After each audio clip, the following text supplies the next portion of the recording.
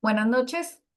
El día de hoy les voy a hablar sobre enfermedad diverticular, cuándo operar. Soy Karen Ponce, coloproctóloga de la Universidad de ICESI y trabajo en la clínica en Banaco. ¿Por qué es relevante este tema? Mm, es una enfermedad que tiene una alta frecuencia, pero a pesar de tener esa alta frecuencia, tiene una alta también variabilidad en las decisiones quirúrgicas. En urgencias es una patología de consulta muy frecuente y en la mayor parte de los casos, como vamos a ver ahora, no requiere cirugía. Y el problema es que una cirugía que está mal indicada, pues obviamente sabemos que conlleva mayor morbimortalidad.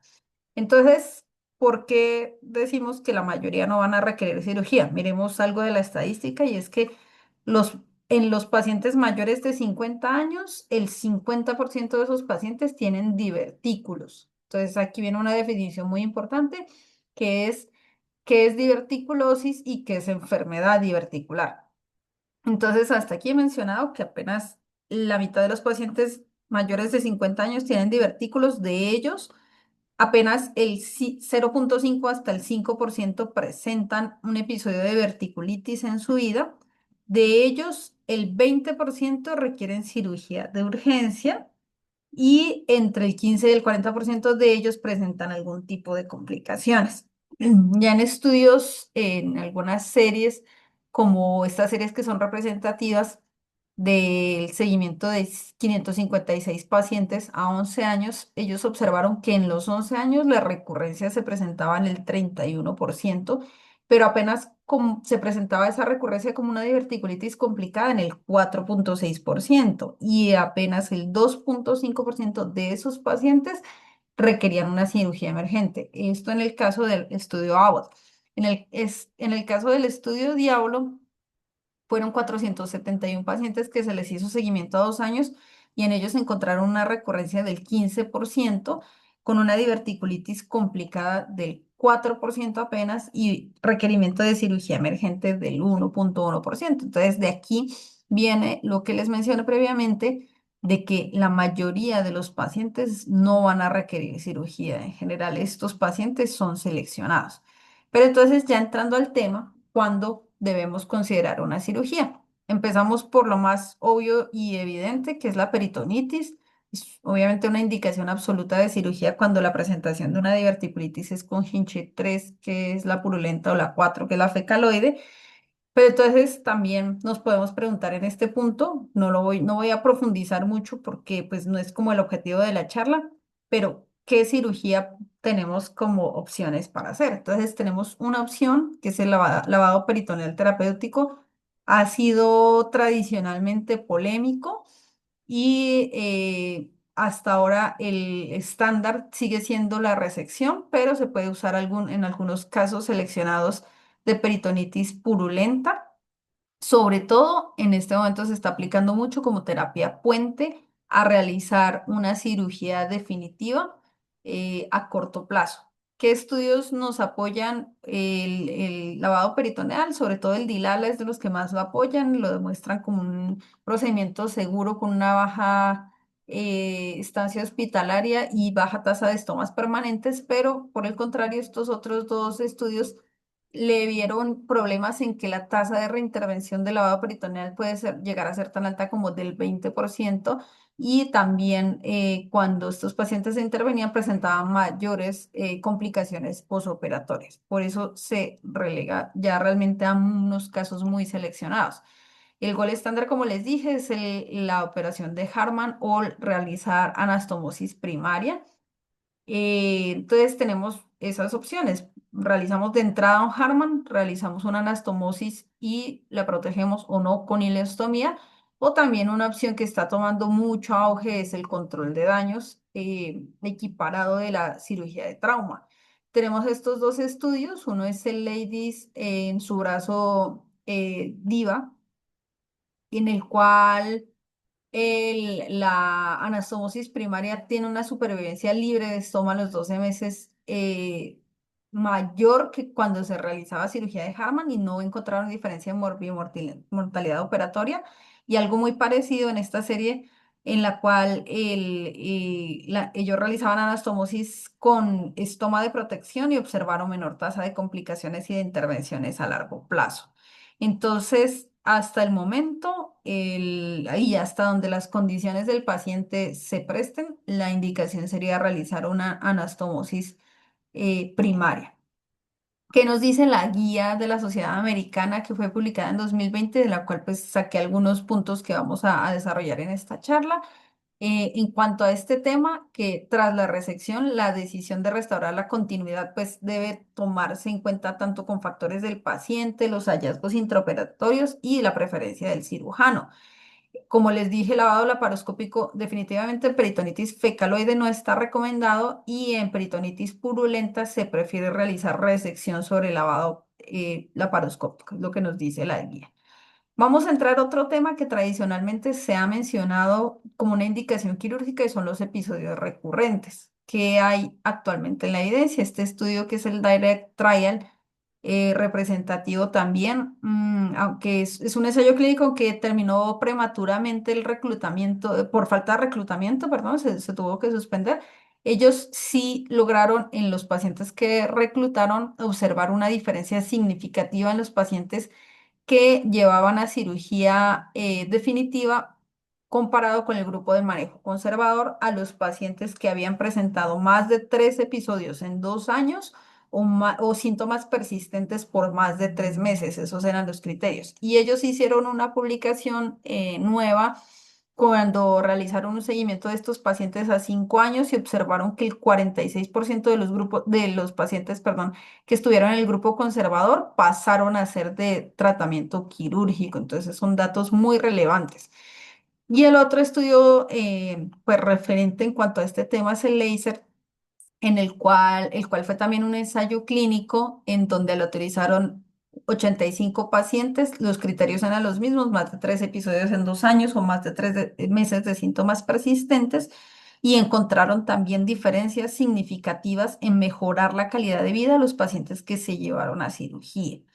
Entonces, y ellos lo que sí encontraron es que hubo una tasa de complicaciones en esos mismos pacientes del 22%, aunque estas complicaciones en su mayoría fueron complicaciones menores y apenas 2 pacientes requirieron estoma temporal. Entonces, la guía nos dice que la recomendación perdón, la decisión de recomendar una colectomía sigmoidea electiva después de recuperarse de un episodio de diverticulitis aguda no complicada pues debe individualizarse y sobre todo, pues lo que les mencioné que hay que tener en cuenta es qué tanta repercusión está teniendo esto en su calidad de vida, más que como se manejaba antes, un número absoluto de episodios.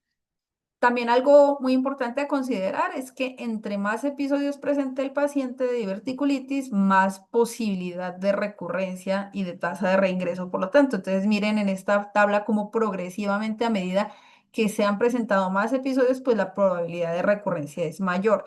Y más que todo, si se ha presentado un absceso, la posibilidad de recurrencia tiene un hazard ratio de 1,7. Ya para entrar a hablar de ese tema, del absceso diverticular, entonces miremos que cuando la presentación ha sido como una diverticulitis complicada, la recurrencia ya se modifica y es relativamente alta, puede llegar a ser hasta el 60%, y además cada vez se presenta más como otra enfermedad complicada nuevamente, más que como una no complicada. Y el tamaño original del absceso también se incrementa en los pacientes que recurren y se ha calculado un riesgo de recurrencia cuando la presentación ha sido como una diverticulitis complicada con un hazard ratio de 2, una recurrencia con presentación compleja, un hazard ratio de 4 y incluso la muerte, un hazard ratio de 2 cuando el paciente ha tenido este tipo de presentación. Estos estudios nos muestran, como les mencioné previamente, tasas de recurrencia de hasta el 60%, incremento en el hinche hasta en el 45% y el 26% requirieron cirugía urgente. Y los abscesos eran significativamente más grandes y sobre todo cuando había requerido previamente un drenaje percutáneo, la recurrencia era todavía mayor.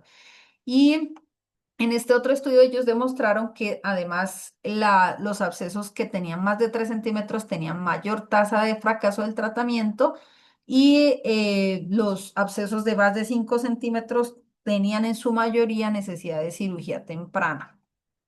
Entonces, la guía nos dice que después del tratamiento no quirúrgico exitoso de un absceso diverticular, generalmente se debe considerar una resección electiva con una recomendación fuerte. En cuanto a fístula, obstrucción y estenosis, tampoco hay como mucha discusión en la indicación quirúrgica. Definitivamente, pues, estenosis y obstrucción, cuando que se presentan aproximadamente el 2% de los pacientes, es importante manejar estos pacientes de manera quirúrgica para evitar el riesgo de obstrucción y también por la necesidad de descartar una neoplasia concomitante. La fístula que más frecuentemente se presenta es la colovesical.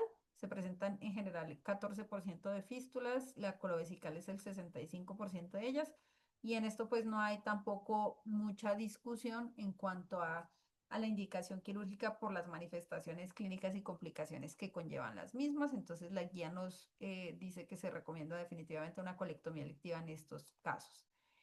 Los inmunosuprimidos también han sido siempre un tema de polémica si los vamos a llevar a cirugía. En este grupo estarían los trasplantados, pacientes que requieren quimioterapia o terapia inmunosupresora, enfermedad autoinmune o consumo crónico de esteroides. En estos pacientes, en general, comparado con los pacientes inmunocompetentes, no se han visto diferencias en recurrencia ni en necesidad de cirugía de emergencia, pero algo muy importante es que cuando se han llevado a cirugía han presentado mayores complicaciones y mayor morbilidad y mortalidad. Entonces, esto sí es un dato muy importante que nos debe hacer tomar la decisión de si llevamos al paciente a cirugía con pinzas y en casos definitivamente muy específicos. Entonces, esto es lo que nos dice la guía, debe individualizarse la decisión en estos pacientes. ¿Qué pasa con los pacientes jóvenes? En guías previas de alrededor de los años 2000 nos hablaban de que los pacientes menores de 50 años ya con un solo episodio de diverticulitis era indicativo de cirugía. Esto se dio porque muchos estudios mostraban que la tasa de recurrencia en jóvenes es mayor y esto definitivamente sí se ha demostrado, pero si ya vemos qué probabilidad de necesitar estos pacientes cirugía de emergencia cuando se comparan pacientes menores de 50 años con los mayores de 50 años, realmente no hay una diferencia mayor. Entonces, ¿cómo tomamos la decisión de estos pacientes? Más que todo debe basarse en la severidad del episodio, en si presenta complicaciones, qué tanto responde el manejo médico y qué tanto impacta en su calidad de vida. Entonces, la guía nos dice que solamente tomar la decisión basado en la edad no se recomienda y debe tomarse en cuenta pues otras consideraciones. Unos datos adicionales que les quise traer, algo muy importante también para considerar en la decisión de llevar o no al paciente a cirugía es que hay ciertos factores de riesgo que nos predisponen a mayor morbilidad posoperatoria, como una ASA3, un abordaje abierto y la transfusión perioperatoria, son factores ya demostrados. Y factores de riesgo para estoma permanente también están la edad, la transfusión perioperatoria y la cirugía de Harman, obviamente. Entonces son aspectos que debemos tener en cuenta y que nos ayudan a tomar las decisiones. ¿Y en qué tiempo, cuando es una cirugía electiva, vamos a llevar al paciente al procedimiento? Se ha demostrado que realizar el procedimiento electivo después de 6 semanas mostró menos tasa de conversión y menor tiempo operatorio y menor tiempo para la primera evacuación. Y algo de cómo vamos a realizar esta cirugía es tener presente siempre que la resección que le vamos a hacer al paciente sea una resección con criterios oncológicos, que la extensión de la resección se debe dar en la parte proximal, desde donde no observemos induración ni hipertrofia muscular y que no queden divertículos en la anastomosis, y en la parte distal tener en cuenta que siempre debemos abarcar la resección hasta la unión recto-sigmoidea, o sea que la anastomosis se debe dar en el recto superior, que esté sano. E idealmente, según el entrenamiento y la disponibilidad del recurso, un abordaje mínimamente invasivo. Quise traerles brevemente este caso clínico porque me llamó mucho la atención. Precisamente se presentó hace una semana en la clínica. Una mujer de 51 años llevaba episodios de diverticulitis todos no complicada, Hinchey 1A, en 2022 el primero, 23, 25 y el actual en febrero de 2026. Pero interrogando a la paciente, había una importante repercusión en la calidad de vida y una persistencia del dolor entre los episodios y además presentaba ya intolerancia a muchos alimentos, distensión frecuente. En el año pasado le realizaron esta colonoscopia donde se observan muchos divertículos y donde se observa un área de acodamiento que impide el paso del equipo por engrosamiento de la pared y por el riesgo de perforación no lo completan. Y la tomografía actual, que aquí se las traje un poco más ampliada, observa, pues el radiólogo nos señala mucho de los cambios inflamatorios pericolónicos, pero también podemos observar que la pared del colon está marcadamente engrosada. Esto ya nos muestra cambios crónicos a consecuencia pues de los episodios repetitivos que ha tenido la paciente. Y lo llamativo es que la paciente ha consultado con muchos especialistas y las respuestas que ha recibido de ellos es que ella debe aprender a vivir con el dolor, que la han mandado a psicología, a psiquiatría, cuando la solución definitivamente en estos casos puede estar en nuestras manos. Esta paciente, pues no hay discusión de que tiene una indicación quirúrgica y probablemente la cirugía le va a mejorar mucho su calidad de vida. Entonces, por eso viene esta parte muy importante que quiero que les quede pues como mensaje y es que debemos cambiar nuestra mentalidad y estos paradigmas viejos, tumbarlos para construir los nuevos pues, paradigmas y protocolos del manejo de esta enfermedad. Y definitivamente la cirugía ya no se debe definir solamente por el número de episodios o solamente por edad joven aislada, sino que se debe definir porque si el paciente se ha presentado con complicaciones, si el manejo médico ha fracasado y algo muy importante y que a veces se nos olvida interrogar es el impacto en la calidad de vida. Y en cuanto a qué cirugía hacemos, siempre preferir la anastomosis sobre la colostomía y también la relevancia del papel del control de daños que está tomando en este momento. Entonces, para resumir lo que les acabé de contar, les traje este algoritmo. Cuando sospechamos una diverticulitis, entonces hacemos la tomografía. Si la confirmamos si es una diverticulitis no complicada, damos manejo conservador con analgesia y antibióticos de ser indicado y hacemos un seguimiento a este paciente. Si el paciente presenta síntomas persistentes, un deterioro de su calidad de vida, independiente del número de episodios que haya presentado, este paciente debe ir a cirugía electiva. Si el paciente se presentó como una diverticulitis complicada con fístula, estenosis, obstrucción, pues como le mencionamos, no hay duda de que debe ir a cirugía, igual que la indicación absoluta de cuando se presenta como una peritonitis de cirugía urgente.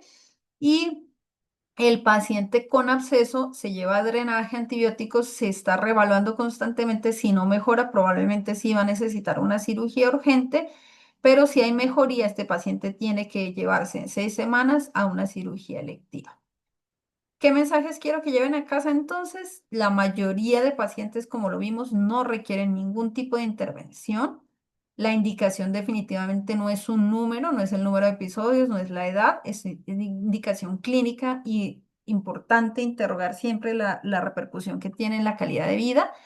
Como les dije, la anastomosis primaria en casos seleccionados es segura y definitivamente la mejor decisión que tomemos con nuestros pacientes es la que va a ofrecer el mejor resultado.